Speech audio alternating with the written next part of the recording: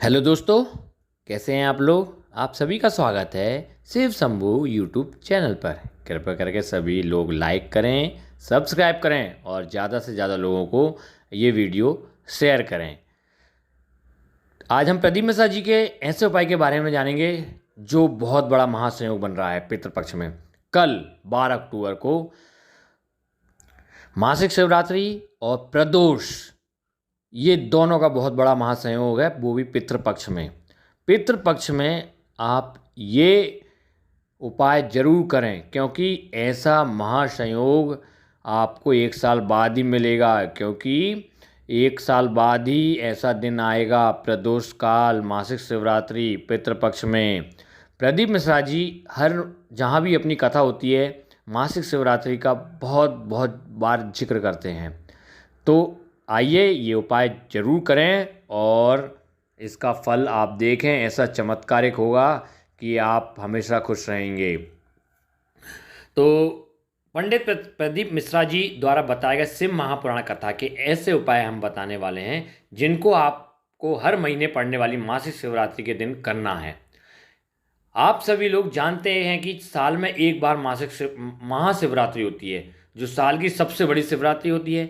पर दोस्तों, हर महीने भी एक शिवरात्रि आती है जिससे मासिक शिवरात्रि के नाम से जानते हैं। और ये मासिक शिवरात्रि प्रदोष काल के दिन पड़ रही है, उस दिन प्रदोष भी है और पितृपक्ष का महीना चल रहा है। तो ये पितृपक्ष में शिवरात्रि, मासिक शिवरात्रि और प्रदोष बहुत बड़ा सहयोग है।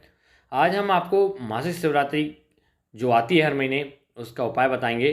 पंडित प्रदीप मिश्रा जी ने अपनी शिव महापुराण कथा में बताया है कि इन उपायों को करके आपके जीवन में आ रही दुख और परेशानियां दूर हो जाएगी, आपकी मनोकामनाएं पूर्ण होंगी, साथ ही आपके बिगड़े हुए काम बन जाएंगे और रोग और बीमारियां भी ठीक हो जाएगी।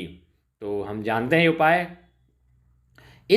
ये ऐसा उपाय है जो आप अपने किसी भी प्रकार की दुख और समस्या के लिए कर सकते हैं। भले ही आपके जीवन में दुख परेशानी हो, धन की समस्या हो, रोग और बीमारियों ने परेशान कर रखा हो, किसी भी परेशानी के लिए आप इस उपाय को कर सकते हैं। इस उपाय में लगने वाली सामग्री देख लें पहले। इस उपाय में आपको 2 बेलपत्र की आवश्यकता होगी और 1 लोटा जल की आवश्यकता होगी। इस उपाय को करने की विधि बता दूं मैं आपको।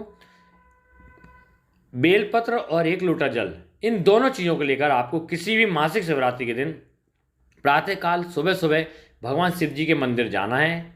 मंदिर पहुंचने के बाद आपको भगवान शिव जी के पास में जाकर बैठ जाना है। और याद रखिए कि यह जल आप उपाय के लिए लाएं, ना कि आपको सीधा जाकर भगवान शिव जी को चढ़ाना है। शिव जी को चढ़ाना नहीं है, हम ये उपाय करेंगे इसके।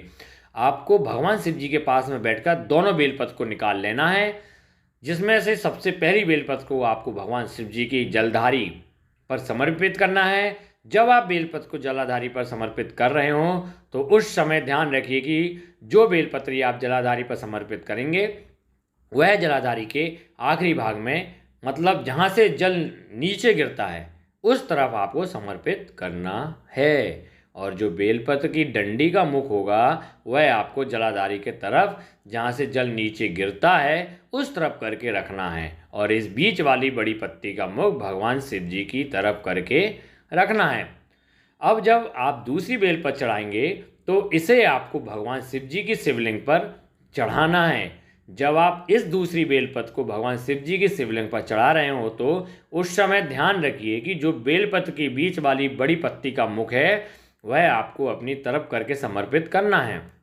जिस तरफ से आप बेलपत्र चढ़ा रहे हैं उस तरफ से उस बीच वाली बड़ी पत्ती का मुख होना चाहिए और उस पर बेलपत्र की डंडी का मुख भगवान शिव जी की शिवलिंग के पीछे होना चाहिए।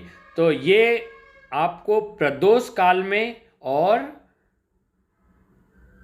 मासिक शिवरात्रि पर करना है, वो भी कल। अब इन दोनों बेलपत्र को इस प्रकार से चढ़ाने के बाद आपको इन दोनों ही विपत्ति पर पंच जल समर्पित करना है। पंच जल शिवलिंग के ऊपर कैसे समर्पित करते हैं, देखिए। पंच जल नाम में ही समझ आ रहा है कि इसमें आपको 5 बार जल चढ़ाना है। कितनी बार जल चढ़ाना है? 5 बार। पंच जल मतलब जिन 2 स्थानों पर आपने इन दोनों बेलपत्र को समर्पित किया है, उन दोनों ही स्थानों पर आपको अपने उस 1 लोटा जल से 5 बार थोड़ा थोड़ा जल करके समर्पित कर देना है।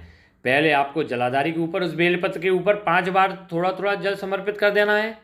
उसके बाद में भगवान शिव जी की शिवलिंग के ऊपर 5 बार थोड़ा थोड़ा जल करके समर्पित कर देना है।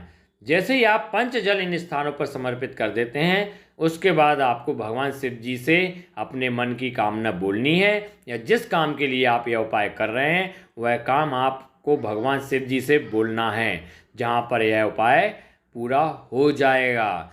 मतलब आप ये उपाय कर लेंगे कल प्रदोष काल के दिन, कल मासिक शिवरात्रि के दिन और कल पितृपक्ष के दिन, तो ये महासंयोगी है कि जो आपको चमत्कारिक फल देगा ये उपाय करने से।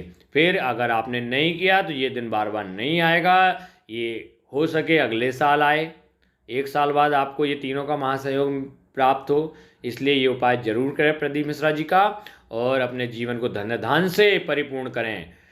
श्री शिवाय नमस्तुभ्यम। ओम नमः शिवाय, ओम नमः शिवाय, ओम नमः शिवाय।